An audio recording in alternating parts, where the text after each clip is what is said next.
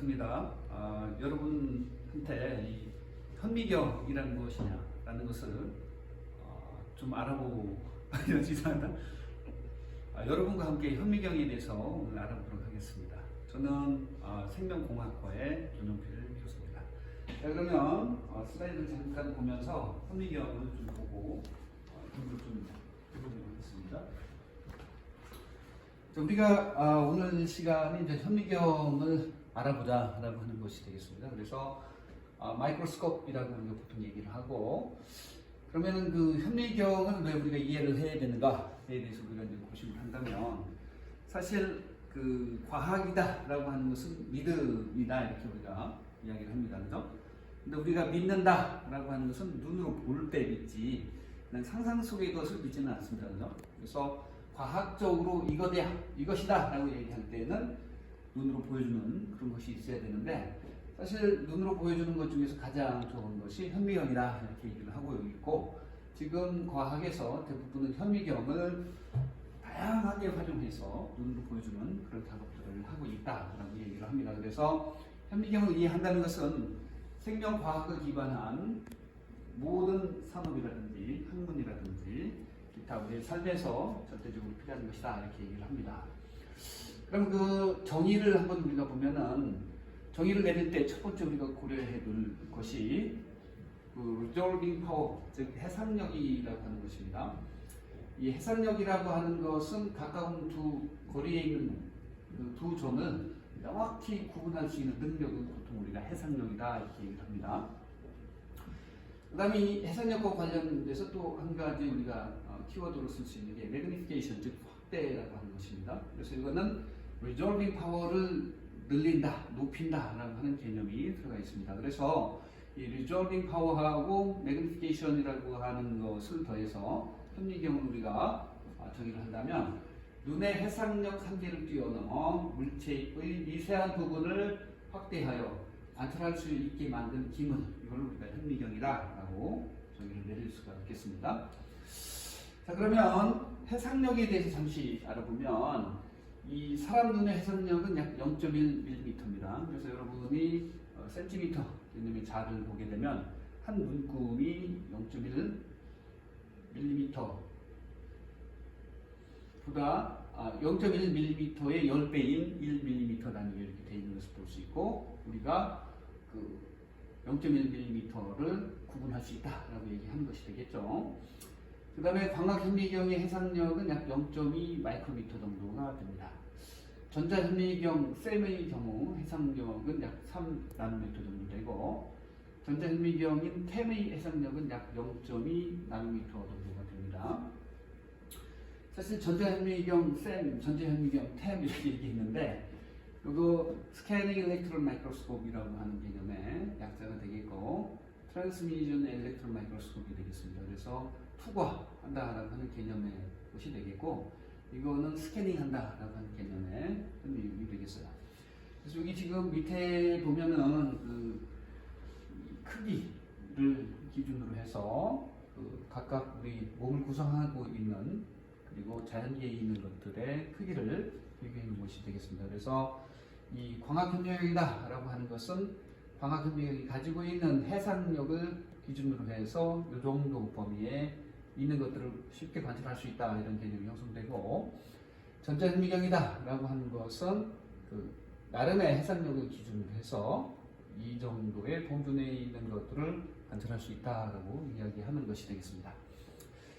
그래서 이게 지금 보면은 작은 분자들 같은 경우는 나노미터 수준이 되겠고요. 지질 같은 경우는 약 5 나노미터 정도 개념으로 이렇게 그러는 것을 볼 수 있는데, 이게 로그 스케일입니다. 그죠? 그래서 5보다 작은 것들을 이야기하게 되는 것을 우리가 볼 수 있어요. 단백질은 지질보다 좀 크게 되어 있습니다. 그래서 전자현미경을 가지고 지질, 단백질 또는 작은 분자를 관찰할 수 있다라고 하는 얘기가 되겠고, 그 다음에 보통 지금 보면은 바이러스가 지금 세상을 이렇게 어지럽게 하고 있는데, 이 바이러스 같은 경우는 약 100nm 정도의 크기가 있다 이렇게 얘기를 할 수 있습니다. 사실 광학현미경으로 관찰할 수 있는 것은 세포 내에 있는 소기관들을 관찰할 수 있고, 대부분의 박테리아, 그 다음에 동물 또는 식물의 세포를 우리가 관찰할 수 있습니다. 그리고 알이라고 여기 돼 있는데 생선알, 우리가 지금 보통 그 명란젓이라든지 이런 거 많이 즐겨 먹죠. 그런 것과 관련되어 있는 걸 보면 눈으로 다 관찰해야 됩니다. 그래서 그런 것들을 현미경으로 좀 자세히 관찰할 수 있다 이렇게 얘기를 합니다. 근데 여기 지금 보면은 0.1 정도가 이제 원자가 있는데 여기 지금 적혀 있지는 않지만 원자 현미경이라는 것이 1980년대 이후에 개발되어가지고 현재 일부분 사용되고 있는데 그것들을 활용하면은 원자 수준에서까지 관찰이 가능하다라고 이야기를 합니다. 그래서 우리는 눈으로 무엇인가를 보여서 믿게 하기 위해서 현미경을 지속적으로 개발하고 발전시켜 왔다라고 이야기를 할 수가 있습니다. 보면은 이 현미경이라고 하는 것의 어원을 보면 그리스어에서 왔는데 마이크론이라고 하는, 그다음에 그 스코펜이라고 하는, 즉 스몰 to get이라고 하는 개념에서 작은 것을 본다라고 하는 개념이 어원이 되겠습니다. 그래서 보면 1600년대 중반 그 레벤 훅이라고 하는 분이 현미경을 만들었는데 사실 이게 그 레벤 훅이 만든 분입니다. 그래서 여기서 재밌는 사실은 이게 렌즈가 하나고 그 다음에 표본을 올려놓을 수 있는 게 있고 표본의 위치라든지 렌즈하고의 거리를 조절할 수 있는 조절 장치로 되어 있는 아주 간단한 것이 이 분이 만들어낸 그 현미경이 되겠습니다. 그래서 저런 경우에 있어서는 이 단순하다고요. 렌즈가 하나다라고 하는 개념이 형성되고 레벤후크의 경우에는 약 배율이 30배 정도 됩니다. 그래서 이거 미생물을 관찰할 수 있었다 이렇게 기록되어 있습니다. 1665년 로버트 훅이라고 하는 분이 계셨는데 이분은 렌즈와 관련돼서 많은 경험을 가지고 있는 분이었습니다. 그래서 이분이 만드는 것이 이런 겁니다. 그래서 지금 보면은 여기 라이트 소스가 있습니다. 그죠? 그래서 빛을 여기서 주어지고 빛을 직광해서 보내게 되는 시스템을 갖고 있고요. 이 재물대 비슷하게 돼 있어서 표본을 여기서 올려놓을 수 있고, 그 다음에 여기 보면은 렌즈가 두 개 있습니다. 그래서 눈과 접하는 렌즈하고 이 관찰하고자 하는 대상과 접하는 렌즈 두 개가 있습니다. 그래서 이게 전 렌즈다, 또는 대안 렌즈다, 대물 렌즈다, 이런 식으로 우리가 이름을 붙이는 렌즈가 존재하게 되는 것을 볼 수 있어요. 그래서 이게 지금 보면은 우리가 사용하고 있는 현미경의 원리를 만든 어떤 그런 현미경이다라고 얘기를 할 수 있습니다. 그래서 이게 일반적으로 우리가 이제 히스토리상에서 보면, 역사상에서 보면은 현미경의 가장 그 원시적인 형태 중에 지금 사용하는 것들의 본이다 이렇게 이야기를 하는 것이 되겠습니다. 이게 저는 로버트 훅이 그려놓은 그림이 되겠어요. 보통 이 동물 세포는 그 광학 현미경으로 관찰하니 그렇게 용이하지 않습니다. 그래서 이때 당시에 그 많은 학자들이 식물의 나무 껍질 이런 것들을 가지고 좀 관찰을 한 건데, 그래서 지금 보면 나무 껍질에서 보면 세포병이 보이죠. 그래서 이러한 모습들을 가지고 세포다 또는 속이 비어있는 어떤 물체다 이런 식으로 표현을 한 것이 되겠고, 그중 용어 중에 하나가 세포라고 하는 용어가 나오게 됩니다. 지속적으로 여러 그 학자들의 그 관찰, 연구, 이걸 통해서 1800년대 중반에 세포설, 셀 티어리라고 하는 것이 나와서 세포가 그 모든 생명체의 기능적, 구조적 단위다 이런 개념이 형성됐고, 그 다음에 세포는 세포로부터 유래한다라고 하는 생명 속생선 유사한 그런 개념들이 나오게 됩니다. 그리고 1950년대 전자현미경이 개발되면서 세포 소기관이 관찰 가능하게 됐습니다. 보면은 이 전자현미경 또는 일반 광학현미경도 이제 퀄리티가 좋은 것들을 보게 되면, 이게 지금 보면은 초파리 눈인데 매우 선명하게 여기 보여지게 되는 것을 볼 수 있고, 여러 개의 렌즈로 구성되어 있다. 그리고 배열이 아주 기하학적으로 잘 되어 있다. 이런 것들을 우리가 관찰할 수 있게 되는 것이 되겠습니다. 그 다음에 여기 지금 보면은 전자현미경으로 본 그림이 되는데, 세포 소기관이 아주 깨끗하게 보이게 되는 것을 볼 수 있습니다. 이게 그래서 세포 소기관을 관찰한다 그러면 전자현미경을 보통 이용하게 되는 것을 볼 수 있습니다. 이게 핵이 되겠고요, 세포막이 되겠고, 이제 수지상 세포입니다. 그래서 핵이 이렇게 되는 것을 볼 수 있고, 이 염색체들이 특정 부위에서 이렇게 검게 모여 있는 것을 볼 수 있고, 또 이렇게 풀려져 있는 것을 볼 수 있습니다. 그죠? 그리고 작은 이런 것들은 소위 얘기해서 누클레오즘이라고 하는 개념의 것들이 되겠고요. 이런 것들을 보면은 골지 또는 마이토콘드리아를 관찰하게 되는 것을 우리가 볼 수 있고, 막개를 또한 관찰을 하게 되는 것을 우리가 볼 수 있습니다. 이게 이제 그 분자로 구성되어 있는 세포 소기관이다라고 하는 것이 관찰되는데, 이후 원자라고 하는 개념을 우리가 이제 현미경으로 끌어오게 됩니다. 그래서 1980년대 원자 현미경이 초안이 만들어집니다. 그리고 현재에 와서는 원자 현미경을 이용해서 매우 작은, 여기 보면은 2 마이크로미터, 요게 2 마이크로입니다. 이 2 마이크로미터 정도의 이 스케일을 가지고 리딩 하는데 깨끗하게 보이는 것을 볼 수 있습니다. 그죠? 이것들이 지금 보면은 그 세포 외에 존재하는, 세포 바깥에 존재하는 콜라겐과 같은 그 단백질 구성체가 되겠습니다. 매우 이렇게 깨끗하게 보이는데 어메이징하지 않죠? 깜짝 놀랄 만큼 아주 경이롭지 않습니까? 그래서 이러한 것들을 기반으로 해가지고 우리가 미지의 것을 우리 눈으로 직접 볼 수 있게 되었다, 이렇게 이야기할 수 있습니다. 그래서 사실 현미경에 대해서 여러분들이 지금 옛날 식으로 공부하나 이렇게 얘기할 수 있겠지만, 현미경은 지금 더 발전하고 있고 더 필요한 어떤 그런 것이 되었다, 이렇게 이야기를 할 수가 있습니다.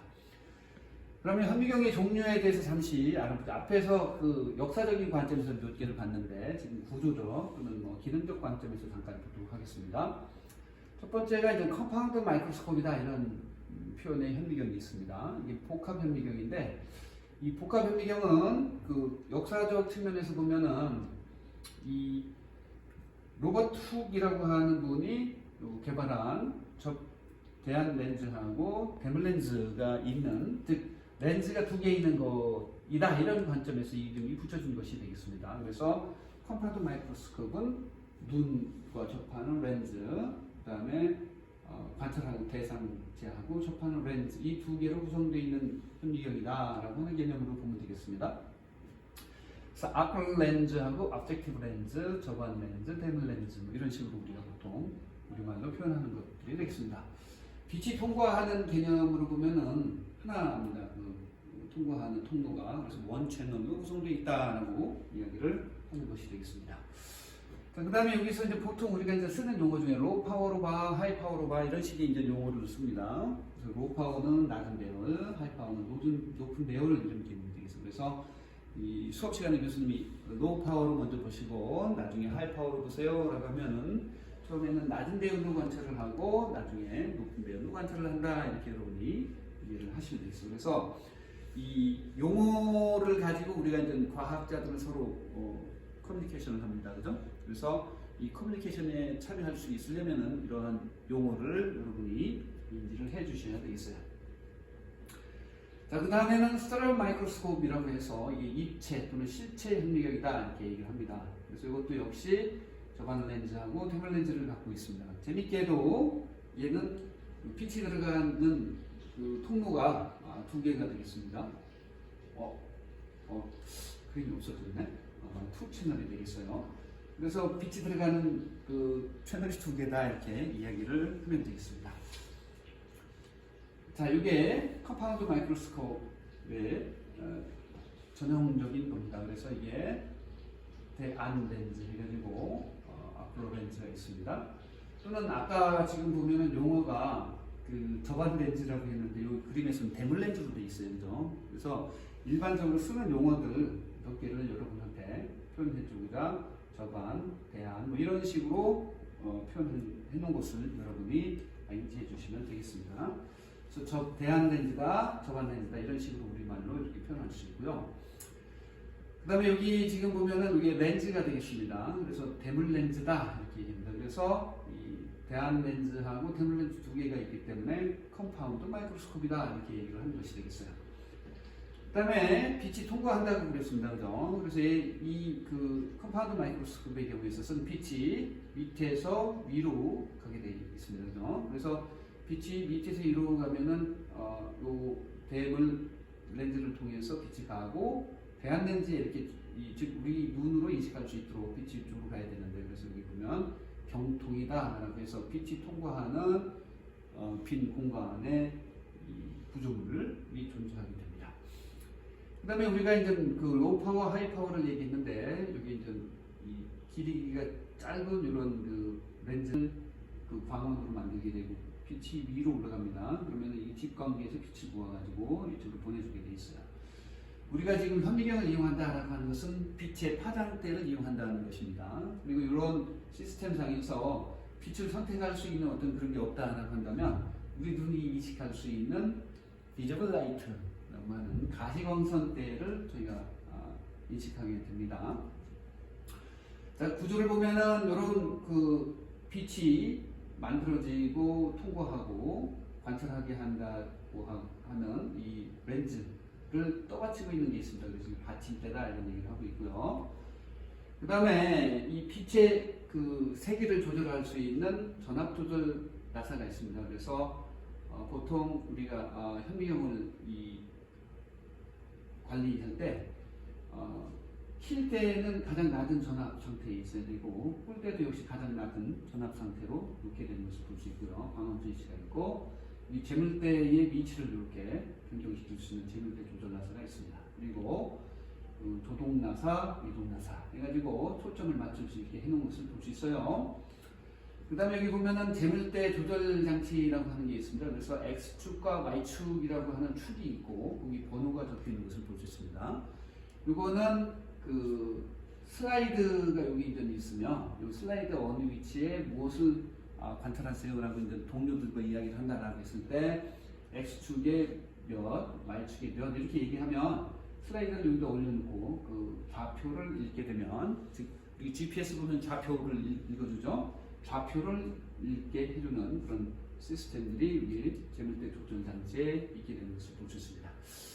그다음 여기 보면은 렌즈하고 뭐 이것들을 이 위에 이렇게 어느 특정 위치에 있게 해야 되잖아요. 그래서 이게 팔이다라고 하는 개념의 구조물이 존재를 하게 되고, 그다음 여기 우리가 지금 보면은 요거를 돌려면 예를 들어서 A라는 사람이 여기서 관찰을 했어요. 그럼 B라는 사람이 있다 그러면 A가 움직여서 관찰을 하려면 힘들잖아요. 그래서 요거를 돌릴 수 있어요. 그래서 회전 장치가 만들어지게 됩니다. 그래서 이걸 통해서 여러 사람이 하나의 현미경을 가지고 관찰할 수 있게 되는 그런 것들을 볼 수 있어요. 자, 그 다음에 스테레오 마이크로스코프인데, 이 친구의 경우에 있어서는 지금 보면은 빛이 어디서 나오느냐 그러면은 어디서 나올까요? 밑에서 나옵니다. 그죠? 밑에서 나와요. 여기 지금 보면은 이건 옛날식의 그 스테레오 마이크로스코프를 볼 수 있어요. 왜냐면 광원이 없거든요. 이거는 햇빛을 이용해서 그냥 하는 그런 스테레오 마이크로스코프의 예를 보여주는 것이 되겠습니다. 요걸 보면은 여러분이 이제 사용할 그 스테레오 마이크로스코프인데, 요거는 인위적으로 우리가 빛을 줄 수 있는 그런 시스템이 되겠죠. 그래서 깜깜한 상태에서도 우리가 활용할 수 있게 되는 좋은 현미경이 있는 것을 우리가 볼 수 있습니다. 자, 이렇게. 자, 그래서 이걸 보게 되면 지금 밑에 이제 관찰할 샘플을 올려놓는 재물대가 있고요. 그 위에 빛이 통과하는 게 있고, 여기 보면은 이게 렌즈가 되겠어요. 렌즈. 이게 대물 렌즈가 되겠습니다. 대물 렌즈. 그래서 보면은 여기 이제 대안 렌즈가 되겠고요. 그죠? 근데 여기 앞에 그 컴파운드 마이크로스코프에서 이 얘를 대물 렌즈라고 했는데, 이 쌍안 렌즈라고 또 이렇게 적어놨단 말이에요. 이게 뭐냐면 이게 대물 렌즈인데 두 개 있다 이렇게 해서 쌍안이 되겠습니다. 그래서 여기에서도 보면은 두 개 있죠. 그래서 쌍안이다 이렇게 우리가 얘기를 할 수 있습니다. 그래서 이거는 한 개다 두 개다 이런 개념에서의 이름을 붙이는 개념으로 여러분이 인식을 해주면 되겠어. 그래서 눈과 접하는 렌즈가 두 개인 스테레오 마이크로스코프 이렇게 이제 이야기를 하면 되겠고, 얘도 역시 눈하고 접하는 렌즈가 두 개인 컴파운드 마이크로스코프 이렇게 여러분이 말을 하면 됩니다. 자, 그러면 그 이름이 왜 그 컴파운드, 그 다음에 이 스테레오 이렇게 이름이 붙었을까에 대해서 우리가 알아보도록 하겠습니다. 자, 여기를 잠깐 보시면, 자, 여기를 잠깐 봅시다. 자, 여러분이 여러분이 현미경을 막 이렇게 분해하면 안 됩니다. 자, 여기 이제 보면, 저는 그 경험이 많으니까 분해를 해보기로 하겠어요. 그리고 지금 보면은 대한렌즈가 있는데 이게 빠지기가 쉬워요. 그래서 여기 빼놓고, 이걸 이렇게 이제 빼보면, 이렇게 빼지죠? 빼보면, 여기 보면은 여기 빛이 들어가는 구멍이 2개 있습니다. 그죠? 그러니까 이게 이거를 라이트 패스웨이다 이런 식으로 우리가 이제 표현을 하는데, 라이트 패스웨이가 2군데입니다. 그래서 이거는 우리 눈하고 같은 원리로 작동하게 되어 있어요. 그래서 이거를 스테레오, 뭐 입체, 즉 이런 개념으로 우리가 불리게 되게 되는 것을 볼 수 있고, 지금 이것은 요 부분을 돌려서 배우를 조정하는 그런 시스템이 아니고 좀 더 업그레이드 된 개념으로 이 안쪽에 보면은 여기 줌 개념으로 배우를 확대할 수 있게끔 된 것이 되겠습니다. 요거는 사실 용도가 매우 큰 겁니다. 그래서 이거 리서치용, 즉 연구용으로 우리가 구입한 겁니다. 그래서 여러분이 우리가 생각하는 여러분은 매우 우수한 인재들입니다. 그래서 현미경이라는 것도 매우 좋은 걸 샀다 이렇게 여러분이 생각을 해주시면 더 좋을 것 같아요. 자, 그 다음에 요거를 보게 되면 얘는 그러면 빛이 들어가는 데가 아까 그림상에서 보면은 한 군데죠. 그래서 여기 한 군데로 이렇게 들어가게끔 되어 있습니다. 요거는 여러분이 생각을 해주시면 되겠고, 자, 렌즈를 다시 보자. 렌즈. 좀 여기 지금 보면은 보통 현미경이 좋고 나쁘고라고 하는 것은 요 렌즈의 질적 측면을 보통 얘기해요. 이건 이제 대물 렌즈고. 자, 이쪽으로 잠깐 와보실까요? 지금 요게 컴파운드 마이크로스코프에서 좀 리서치용으로 우리가 하이 퀄리티로 산 건데, 얘가 대물 렌즈들이 되겠어요. 잠시. 그래서 이거 보면은 렌즈가 저기 여러분이 쓰는 것보다 더 좋은 렌즈가 되겠습니다. 그래서 보면은 렌즈 보면은 이게 니콘 건데 뭐 플랜 뭐 100배 이렇게 해서 뭐 이거 1.25 뭐 이런 게 있는데, 이게 이 샘플을 관찰할 때 어떤 조건으로 관찰하라고 하는 정보를 여기서 주게 된 것을 여기서 볼 수 있습니다. 그래서 렌즈의 종류가 다양하더라. 그리고 현미경의 질적 우수성은 렌즈에 직접적으로 연계되어 있더라. 이렇게 여러분이 인식을 해주시면 되겠어요. 자, 그러면 렌즈를 우리가 이제 구분할 때 보통 일반 렌즈다라고 하는 게 있습니다. 이거는 여기 잠깐 보시죠. 여기 빛이 잠깐.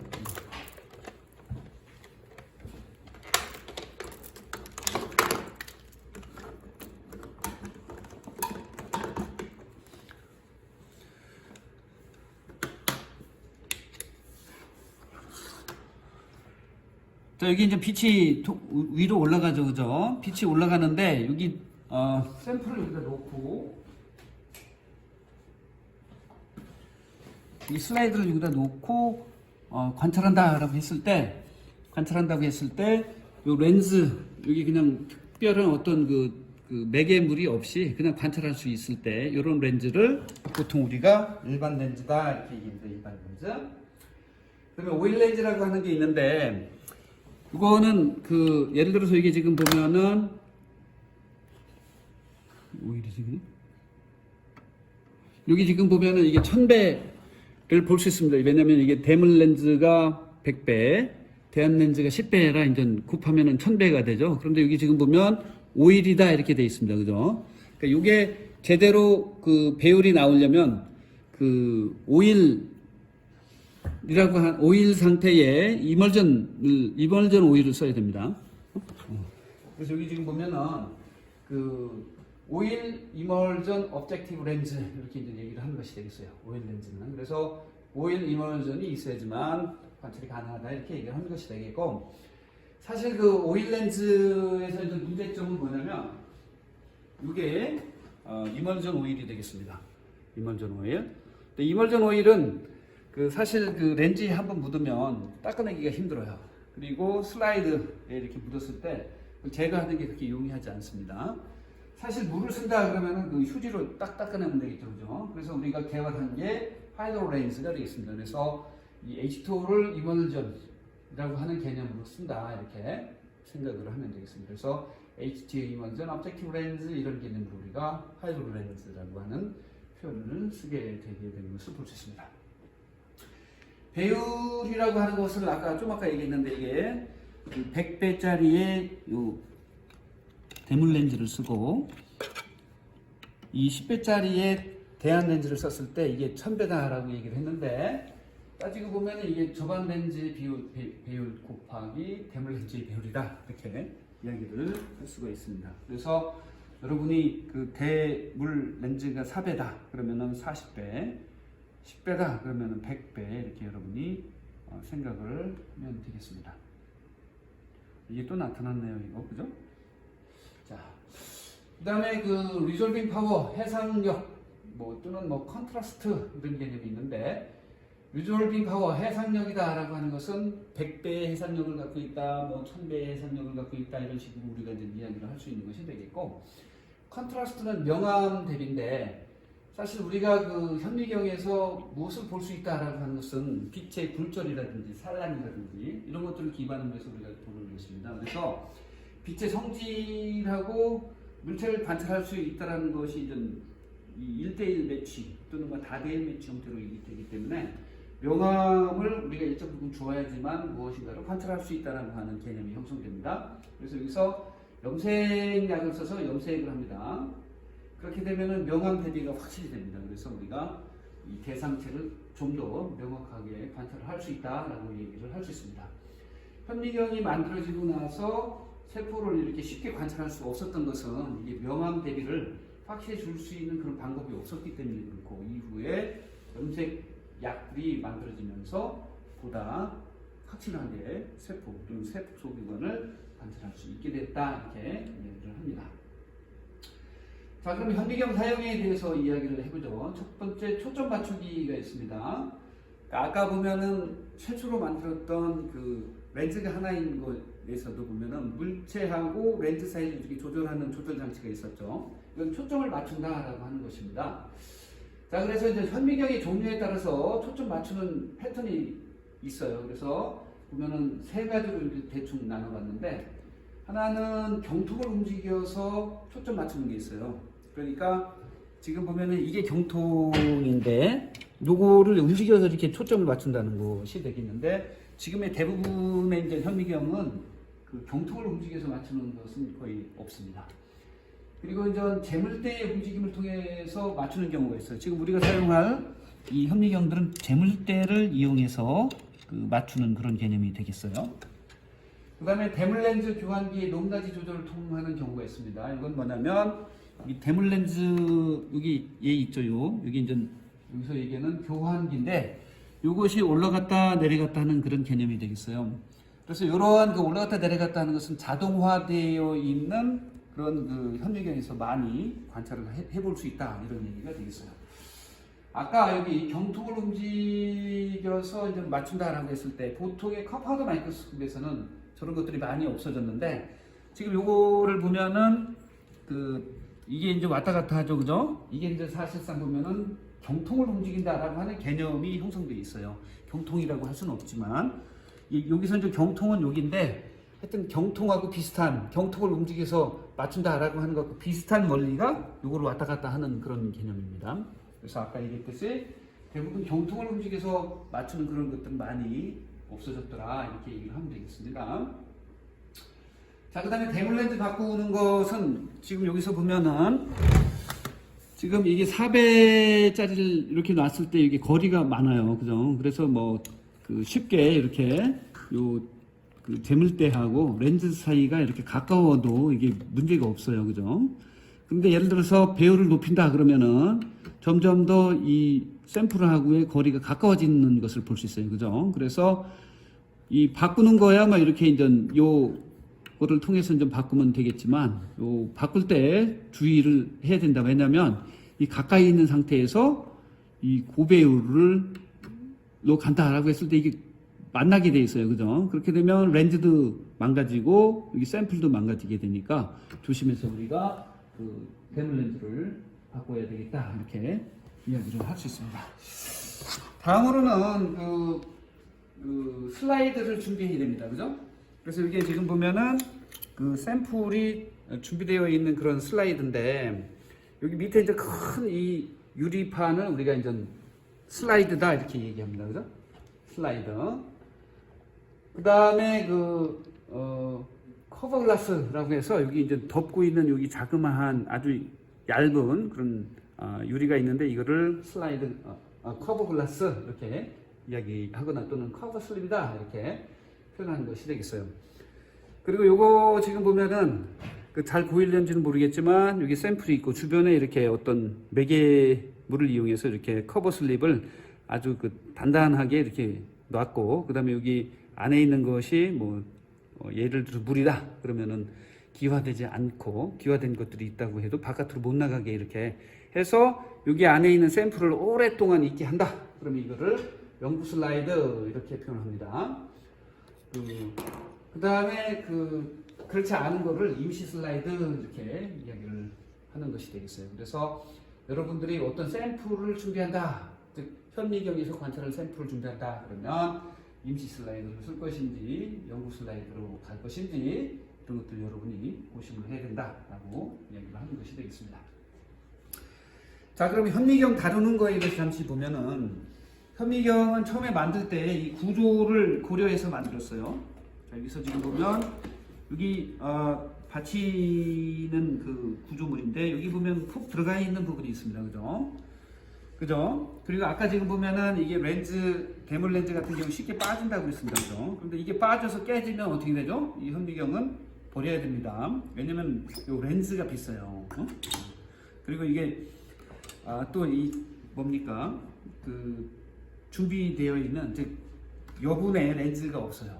사면 되는데 그것도 좀 비싸니까 조심해야 됩니다. 그래서 이 재물을 잘 다루는 게 시험자들의 1차적인 교육 내용이 되겠어요. 그래서 여기 좀 보면 구조적으로 이렇게 되어 있단 말이에요. 그래서 양쪽으로 이렇게 들고 다니거나 또는 이것을 이런 식으로 이렇게 놓을 수도 있어요. 그죠?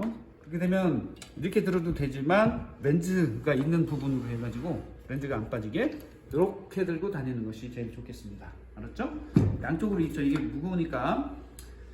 그 다음에 이 친구의 경우에 있어서 보면 여기 이렇게 보면은 손으로 잡을 수 있게끔 이렇게 손잡이가 있는 것을 볼 수 있어요. 그죠? 근데 이게 무겁단 말이야. 그래서 이 친구도 보면은 따지고 보면 이렇게 여기 이제 밑에 왜냐면 구조적인 것 때문에 여기는 손이 들어갈 구멍이 없는데 이걸 잡아주고 이런 식으로 해서 가는데 제일 좋은 거는 아까 보면은 이 친구도 이게 렌즈가 여기 있단 말이에요. 그죠? 렌즈 쉽게 빠집니다. 그죠?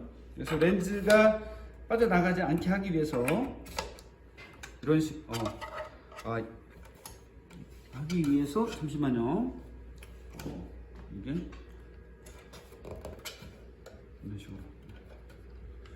이런 식으로 해서 들고 다니는 게 제일 좋죠. 그죠? 이게 이제 보통 우리가 이제 전통적으로 가져왔던 그 현미경의 이동하기 위한 그런 방법이 되겠어요. 이게 사실 그러면 이렇게 해놨는데 이게 왜 그러냐 그러면은 이렇게 할 때 핸들링하고 이렇게 했을 때 핸들링이라고 했을 때 이게 이쪽으로 하는 게 좀 더 편하다 해서 사람들이 습관적으로 이렇게 놓게 되는 것을 볼 수 있습니다. 여러분들이 이런 상태로 관찰해도 무관하다 이렇게 얘기합니다. 그렇죠? 그래서 지금 보면 여러분한테 그냥 이렇게 수업 시간에 놓고 관찰하게 하는데 이거는 보다 이제 쉽게 즉 여기 보면은 전압을 조절할 수 있는 바퀴가 있는데 용이하게 할 수 있게 하고 그다음에 이런 식으로 이렇게 좀 이 샘플을 좀 더 보호한다 이런 개념에서 좀 이런 식으로 놓고 관찰한다 이렇게 여러분이 생각을 하면 되겠습니다. 자, 그 다음에 관리라고 하는 게 있는데 아까 이제 뭔가 우리가 이제 눈으로 보여준다라고 하는 목적이 현미경에 있다고 그랬는데 이게 더러워서 렌즈가 더러워가지고 사진을 찍었는데 원래 샘플에 없는 것이 찍혔다. 그럼 이거는 거짓 정보가 되겠습니다. 그죠? 그래서 거짓 정보를 주면 안 되니까 깨끗한 상태로 관리를 해야 됩니다. 렌즈. 그 다음에 관찰할 때 먼지를 제거하고 나서 관찰을 여러분이 해 주셔야 되겠습니다.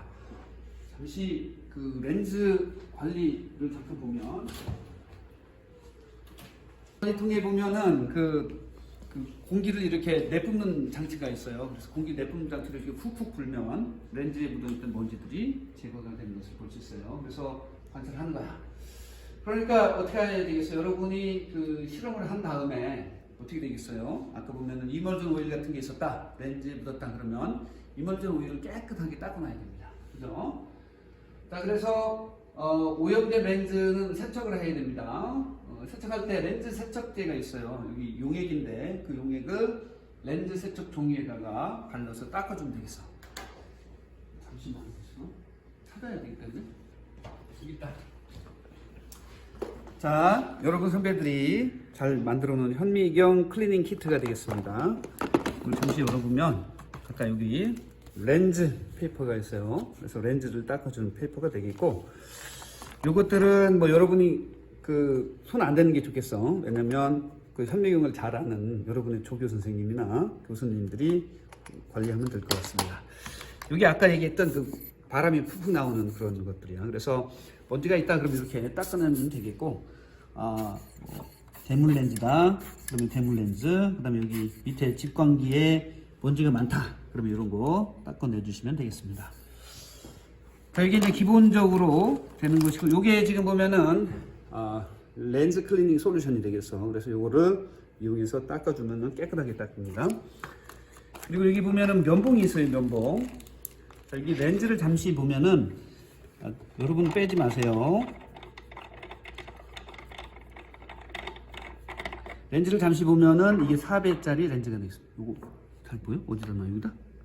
여기 렌즈 크기를 보여주면 되겠고, 여기 렌즈. 너무 움직이네. 그 렌즈를 보면 이렇게 돼 있고,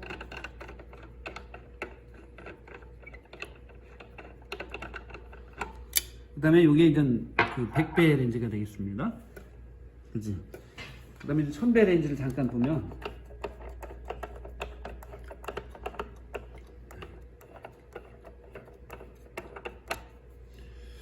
천배 렌즈를 보면 이렇게 렌즈의 직경이 매우 작아져 있는 것을 볼 수 있죠. 그래서 이렇게 그 넓은 것들은 우리가 이제 렌즈 페이퍼를 이용해서 쉽게 잘 닦아낼 수 있습니다. 이렇게 렌즈 페이퍼를 이용해서 아까우니까 이렇게 찢어서 이렇게 하면은 되고, 예를 들어서 그 이게 깨끗하다. 그래도 이제 사실 이 렌즈 페이퍼를 이용하는 게 좋습니다. 왜냐면 그 먼지가 안 묻기 때문에. 그래서 이 클리닝 솔루션을 이용해서 이렇게 넣고, 또는 뭐 여기다 이제 뿌려도 되는데 넓게 퍼지니까. 그래서 지금 보면 달팽이 짚듯이 이런 식으로 이렇게 닦아서 주면 괜찮습니다. 이거는 그런데 전문가들이 이렇게 닦아낼 테니까 여러분은 건들지 않아도 되겠어요.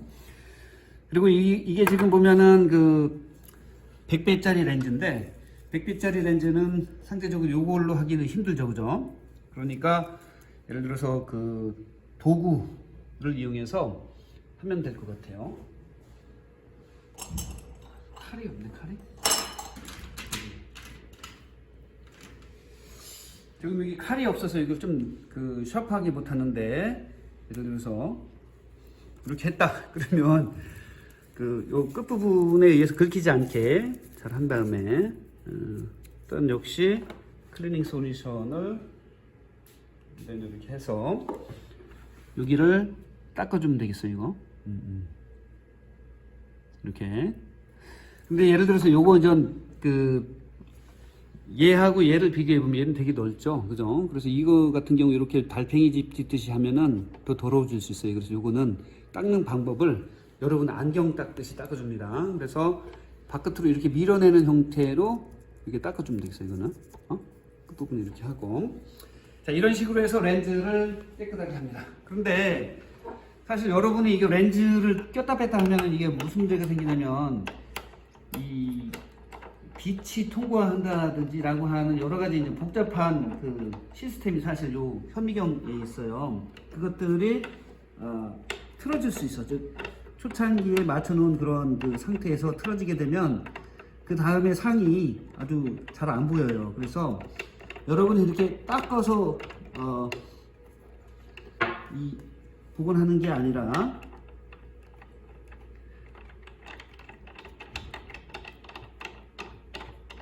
그냥 간단히 그냥 하면 되겠어. 그래서 여러분이 요 렌즈 페이퍼에다가 이 클리닝 솔루션 이렇게 넣고 그다음 여기 이렇게 문질러 주면 되겠어. 이렇게 이렇게 예를 들어서 이렇게 문질러 주면 되겠습니다. 안 된다 그러면 조교 선생님을 통해서 닦을 수 있도록 해주세요. 그리고 첨배다. 예를 들어서 이멀전 오일이 모였다, 묻었다 그러면 옆에서 이런 식으로 해서 닦아서 이멀전 오일이 없어지게 해주셔야 됩니다. 자, 이렇게 하는 게 이제 렌즈를 관리하는 첫 번째 단계가 되겠고, 두 번째 이게 이제 다 쓰고 나서 그 현미경에다 갖다 놓는데 커버를 해가지고 그 먼지가 이렇게 렌즈에 이게 쌓이지 않게끔 해줘야 되겠습니다. 그 다음에 이제 복원할 때 보면은 이게 아까도 얘기했지만 이 재물대하고 이 렌즈하고의 거리가 얘네한테 이제 상처를 주거나 그렇지 않을 수 있어요. 그래서 대물 렌즈는 가장 낮은 배율로 놓고, 그 다음에 여기 재물대는 제일 이 밑에 쪽으로 이렇게 위치하게 놓게 됩니다. 그리고 여기 이제 전선이나 이런 것들은 현미경의 구조에 따라서 제대로 이렇게 이런 상태로 놓으면 되겠어요. 얘는. 이 친구의 경우에 있어서는 보통 또 이것도 여러분이 또 이렇게 관찰을 하니까, 요거는 지금 이게 전선이 서로 이렇게 떨어져 있어요. 그래서 만약에 이게 이제 없어지게 되면 이 현미경 못 쓰겠지, 그지? 왜냐면 요거에 맞는 전압을 가지고 있는 것, 이런 것들을 우리가 찾아야 되는데, 그리고 이게 지금 보면은 전압을 조절할 수 있는 것이 바깥쪽에 이렇게 존재해요. 그래서 이런 것들이 없어지게 되면 현미경 사용이 어렵다. 그래서 이거 짝으로 잘 이렇게 놔야 되겠고, 여기 해부 현미경을 보게 되면 빛이 밑에서 올 수도 있고 빛이 위에서 내릴 수 있습니다.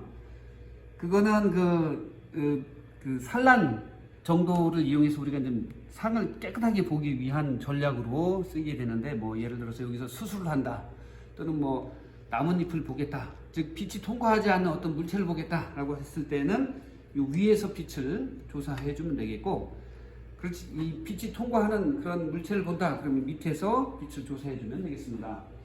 여기를 잠시 보면 이게 이제 빛을 내보내는 장치가 되겠어요. 그래서 이거는 앞에서 얘기했듯이 이 빛이 투과하지 않는, 즉 밑에서 빛을 주었을 때 빛이 투과하지 않는 그런 친구를 활용할 때 이걸 쓰는데, 이거는 우리가 각도를 자유자재로 조절할 수 있어. 그래서 내가 원하는 아주 괜찮은 상을 얻을 수 있습니다. 그러니까 저거에 비해서 이게 가격이 훨 비싸다라는 것을 우리가 알 수 있고, 이것도 역시 밑에서 빛이 올라오게끔 할 수 있는 시스템이 되어 있어요.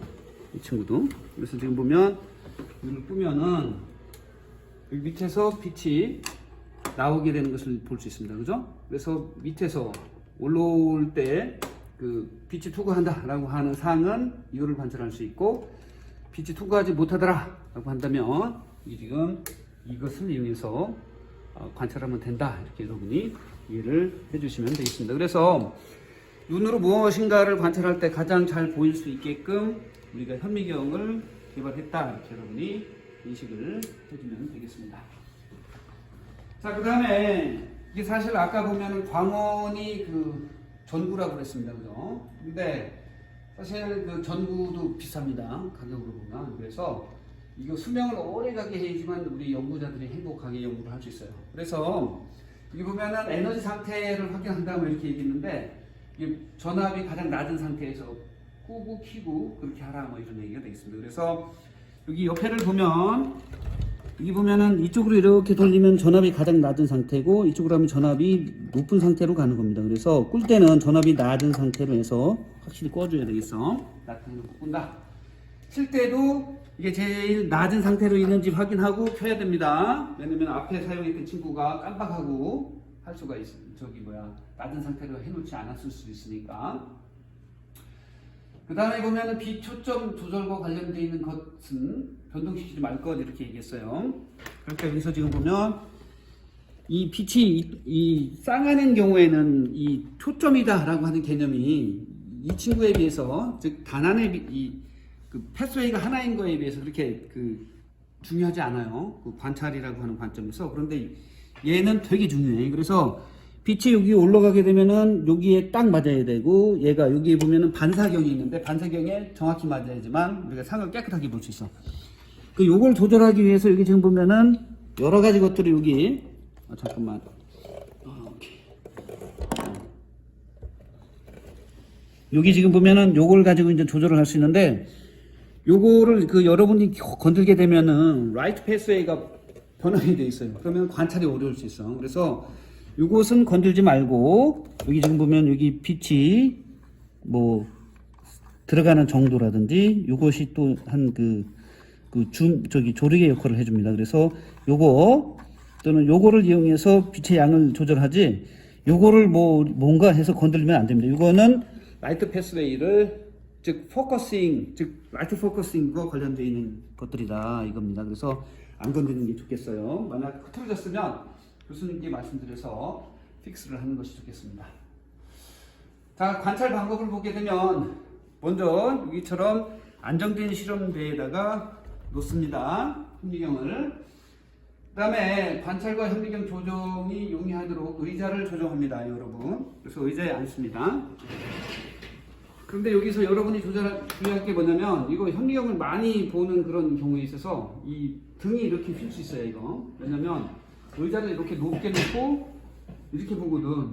이렇게 작업하고. 그렇게 되면 이게 편할 수도 있습니다, 처음에는. 그렇지만 나중에 자세가 이상해져 가지고 이렇게 픽스가 되면 항상 이렇게 꾸부정하게 다니게 된단 말이야. 사람이 이게 바른 자세가 돼야지만 멋있어 보이고 아름다워 보입니다, 좀 더. 그래서 의자 높이를 정확히 눈 높이하고 이렇게 맞춰줘야 되겠어, 어느 정도. 이 두 번째, 관찰과 현미경 조절이 용이하도록 의자를 조정한다 라고 하는 개념에서 여러분 허리 꼿꼿이 필 수 있게끔 놓고, 그 다음에 광원을 최소로 하고 전원을 켜기, 이게 아까 얘기한 볼테이지를 가장 낮은 상태에서 하고 킨다, 이런 얘기가 되겠고, 그 다음에 이 재물대 위에 검체를 놓습니다. 이런 상태에서 빛을 이렇게 어느 정도 이렇게 맞춘 상태에서 이걸 놓게 되는 거죠, 이렇게. 그죠?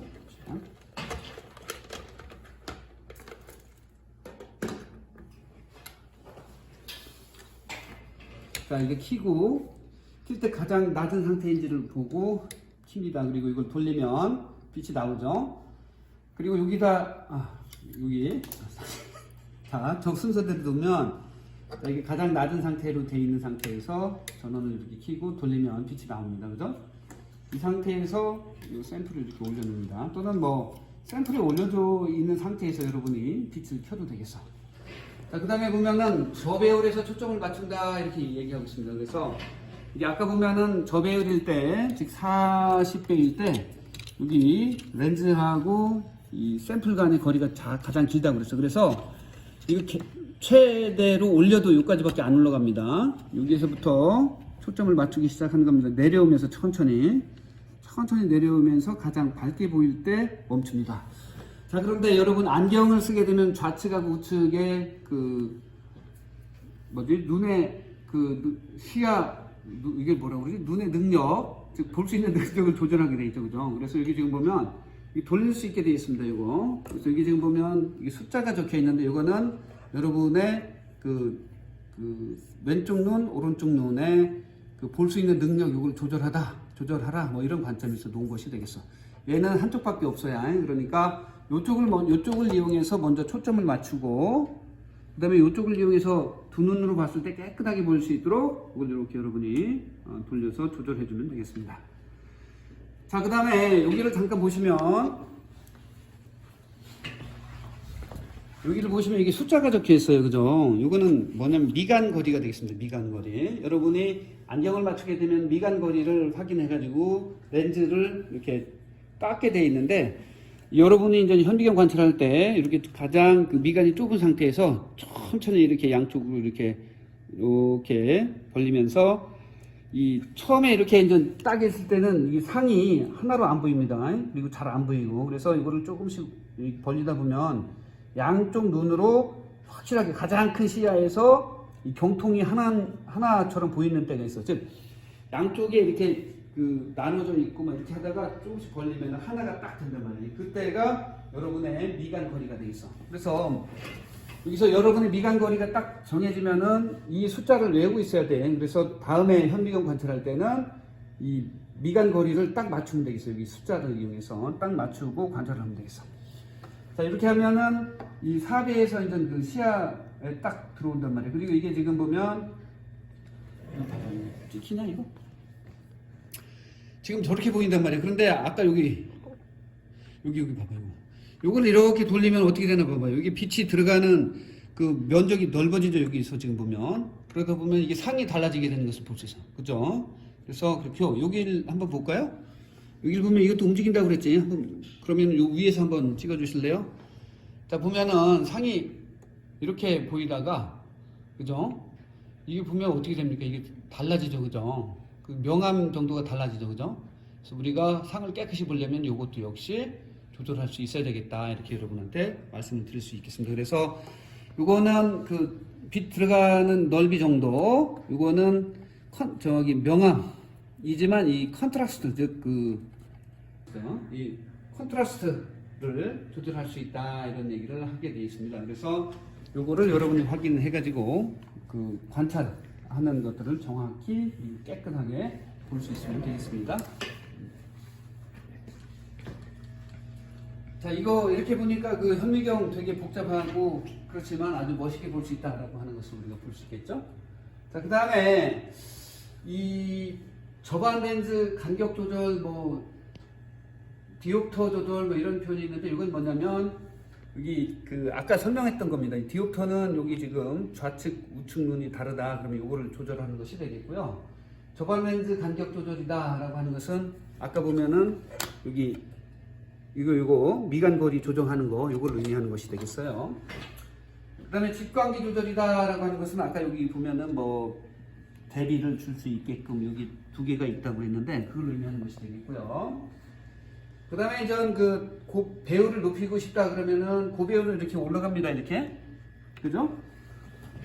올라가면은 이게 이제 10배가 되겠어요. 그럼 10배에서 관찰을 하고, 그 다음에 더 높이고 싶어 그러면은 다음 배율로 이렇게 올라갑니다.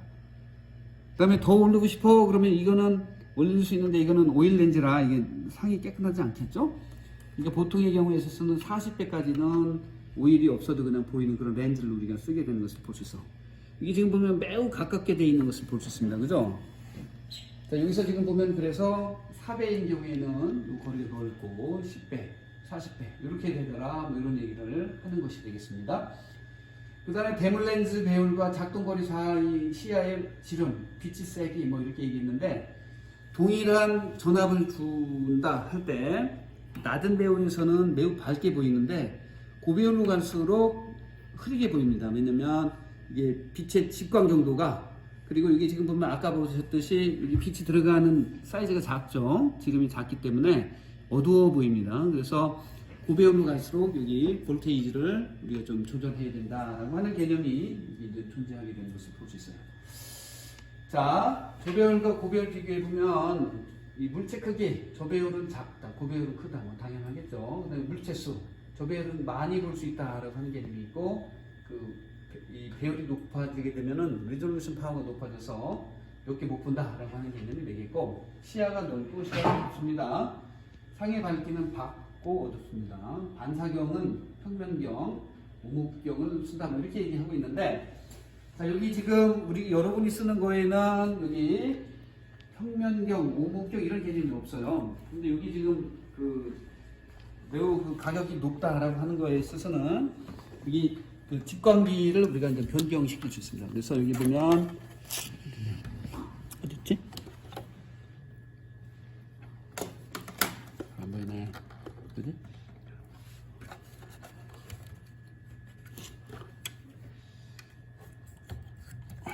요거를 여기가 이제 빛이 나오는데 요거를 우리가 일정 부분 변경시킬 수 있습니다. 그래서 4배일 때는 그냥 빛이 많이 들어오게 하고 고배율로 갈수록 이렇게 좁은 이 통로를 통해서 빛이 들어오게 하는 그런 시스템을 갖고 있다 이렇게 합니다. 요거가 그것이 되겠고요. 작동 거리는 그 저배율은 길고 여기 고배율은 짧다 이렇게 얘기합니다. 자, 그 다음에 저배율에서는 뭐 이렇게 이제 우리가 그 컴파운드 마이크로스코프라고 하는 또는 뭐 옵티컬 마이크로스코프라는 표현을 쓰기도 하는데 그거의 경우에 있어서 상이 반대로 보입니다. 그죠? 그래서 크게 보인다 이런 얘기가 되겠고 여기가 작동 거리가 되겠어요. 이게 이제 영어로는 워킹 디스턴스다 이렇게 표현을 합니다. 자, 그 다음에 시야의 지름이라는 게 있는데 이 시야의 지름이 뭐냐라고 하면 여기 이제 필요한 이유가 뭐냐, 요거에 대해서 알아야 될 이유가 뭐냐, 그러면 관찰된 물체의 크기를 우리가 측정해야 됩니다. 그러니까 현미경으로 보는 그 대상체가 얼마큼 큰가를 우리가 이제 봐야 돼요. 그래서 시야의 지름이라고 하는 개념을 우리가 알아야 됩니다. 그래서 100배 렌즈에서 지름 이렇게 하면은 100배 분의 40배 곱하기 1분의 40배에서 지름을 의미하는 것이 되겠어요. 이거는 조반 렌즈, 여기 지금 요쪽에서의 시야를 얘기하는 것이 되겠어요. 이거 400배 렌즈에서는 지름은 이렇게 구하면 되겠습니다. 그래서 100배에서는 이렇게 구하고 40배에서는 이렇게 구하더라. 여러분이 인지를 하고 있으면 되겠죠. 그래서 여기 지금 보면은 40배 시야다 그러면은 이게 여기 이제 자를 놨단 말이야 이거. 그러면은 1mm. 그래서 시야의 지름을 측정할 수 있습니다. 요 밑에 이거 두고 본다면 이게 우리 자다 이런 얘기 10cm 자인데 1mm잖아, 그죠? 이걸 가지고 40배 이하에서는 하나, 둘, 셋, 네 개를 볼 수 있는 거예요, 그죠? 그치? 그래서 여기 그렇다 이런 얘기야. 이렇게 이제 그 여러분 책에 이렇게 잘 설명이 돼 있어요. 그래서 그 책을 좀 설명하면 보면 되겠고, 그다음에 마이크로미터라는 게 있습니다. 이게는 대안 렌즈하고 대물 렌즈에 눈금자를 장착하는 것이 되겠어. 그래서 여기에다가 눈금자를 넣는 거야. 그래서 이것도 이게 렌즈에 따라서 이제 다양한데 요거 같은 경우는 이게 풀리지 않죠, 그죠? 그러니까 이 대물 렌즈에 넣을 때는 다른 방법으로 넣어야 되겠고, 이것 같은 경우는 이렇게 이제 풀립니다. 이게 풀리게 되면 여기에다가 그 자를 넣으면 되겠어, 그지? 그래서 대안 렌즈에다가 자를 장착하게 되고, 여기 대물 렌즈 쪽에는 그냥 이 자를 여기다 밑에다 놓으면 됩니다. 그래서 장착하게 되면 이렇게 됩니다. 이렇게. 그래서 여기 붉은색 있죠. 그다음에 여기 검은색으로 되어 있는 거 있죠. 그죠? 그래서 대물 마이크로미터와 대안 마이크로미터가 평행하게 이렇게 맞춰준 상태가 이렇게 됩니다. 즉 여기 눈금하고 이 눈금이 딱 맞는 이 상태, 요거에서 요 길이를 인지해가지고 거리를 읽게 돼 있어요. 여기 지금 보면은 이게 이제 10 아큐럴 유닛이 되겠고, 이게 10 마이크로미터 캘리브레이션 오브 더 스테이지 마이크로미터야. 그러니까 이게 재물대에 있는 애, 대안 렌즈에 있는 친구. 그래서 여기 지금 보면은 10 마이크로미터다 이렇게 얘기했고, 10 마이크로미터를 10등분한 거예요, 이게. 그래서 지금 보면은 여기에 어떤 물체가 있다. 그럼 그 물체의 크기를 우리가 요 대물 렌즈하고 대안 렌즈라고 하는 것을 이용해서 잴 수 있습니다. 근데 여러분이 여기서 일단 질문을 던질 수 있는 게 뭐냐면, 아니 대물 렌즈 쪽에 즉 이 스테이지에다가 이걸 놓게 되면 그 슬라이드 못 놓잖아, 그냥. 그러니까 이 배율에 따라서 즉 10배다, 20배다, 40배다 이런 그 대물 렌즈에 따라서 우리가 대안 렌즈를 항상 껴놓고 그 대물 렌즈의 그 배율에 따라서 그 대안 렌즈가 한 눈금일 때 얼마야 라고 우리가 해놓으면 물체의 크기를 대충 우리가 읽어낼 수 있습니다. 그런 식으로 하는 거예요. 그래서 많은 경우 이 현미경에는 여기 대물 렌즈에 대안 렌즈에 이런 자를 놓게 되는 것을 우리가 볼 수 있습니다. 그래서 여기 보면은 대안 렌즈 통에 대안 마이크로미터를 끼우고 재물대 위에 대물 마이크로미터를 시야에 평행하게 놓는다 이런 얘기가 되겠습니다.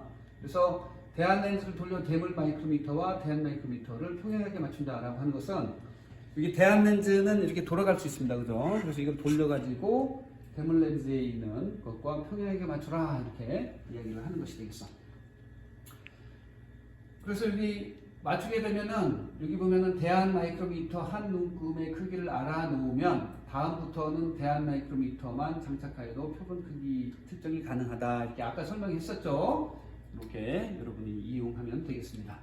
자, 그래서 여러분들이 이런 거를 가지고 한번 크기 측정이나 이걸 좀 해볼 겁니다. 자, 그러면 계산을 어떻게 하는지를 보자. 아큐라 마이크로미터가 여기 있습니다, 그죠? 그다음에 여기 이제 스테이지 마이크로미터가 있어요. 그래서 여기 쭉 보니까 여기를 맞춰야 돼. 한쪽을 무조건 맞춰. 그 다음에 이 눈금이 겹치는 부분이 있어요. 여기 딱 여기 겹치잖아, 그죠? 그래서 여기 지금 보면은 스몰 라인 point 1.01mm 이렇게 10 마이크로미터 판 이런 떨어져 있다 이런 얘기야, 그죠? 그 다음에 large lines 0.1mm야 이거 100 마이크로미터 같아요. 그래서 대물 마이크로미터의 눈금 수가 지금 보면은 여기 보면 10개야 이거, 그지? 그 다음에 대안 마이크로미터의 눈금 수가 13개야. 왜냐면 딱 마주치는 부분이. 그래서 여기 보면은 대안 마이크로미터의 1눈금의 길이가 얼마냐 이렇게 물어보는 거야. 그러면 13분의 10 곱하기 10 마이크로미터 써야 돼. 왜냐면은 요게 이제 10 마이크로미터이기 때문에. 그래서 요 대안 렌즈, 대안 렌즈에 들어가 있는 마이크로미터 1눈금이 7.7 마이크로미터야 이렇게 되면 다음부터 계속 읽을 수 있겠지. 이게 여러분이 주의할 것은 요거는 뭐야? 대물 렌즈의 그 배율에 따라서 달라지는 거야. 그러니까 항상 그 4배일 때는 얼마, 10배일 때는 얼마, 20배일 때는 얼마, 40배일 때는 얼마 요거를 여러분이 계산해 놔야 됩니다. 요거는 현미경에 따라서 달라요. 그래서 현미경마다 만들어 놓아야 되겠습니다. 자, 그 다음에 시야의 깊이라는 게 있어요. 요거는 그 현미경은 이게 뭔가가 확실히 보이려면 초점이 맞아야 돼. 그죠? 그래서 요 위를 봤을 때의 초점하고 요 밑에를 봤을 때의 초점이 서로 달라요. 그런데 그 4배다 그러면은 이게 전체 깨끗하게 보이는 것 같아. 근데 400배다 그러면 이게 전체가 깨끗하게 보이는 게 아니라 흐릿하게 보인단 말이에요. 초점을 잘못 맞추면. 그래서 요 상을 볼 때 깨끗하게 보여라고 했을 때 이게 이제 실제 물체다 그랬을 때 전체가 깨끗하게 보여라고 하면 시야가 되게 깊네 이렇게 얘기하는 거야. 그 다음에 그 여기 일부분만 봐 깨끗하게. 그러면 시야가 작네 이렇게 얘기하는 거야. 그래서 이게 초점이 명확히 맞는 구조들 사이의 수직거리를 얘기하는 거야 이거.